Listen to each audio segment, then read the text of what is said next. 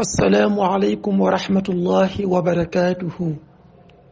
yóbbalu bis bi ni ñuy gëme yàlla mooy nga gëm ne ko am la te musu fee jug te du fi jug te bokkut ak kenn wala lenn, nuruwul kenn wala lenn, kenn la kok amul kenn ku ko ñaareel ci jëmmam wala jëfam wala meloom.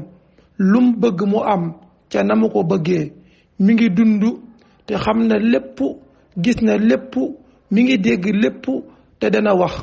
telewut dara, du faatu mukk, yemoowut ak kenn, aajo woowul jëm ci kenn te ku ne aajo woona jëm ci moom.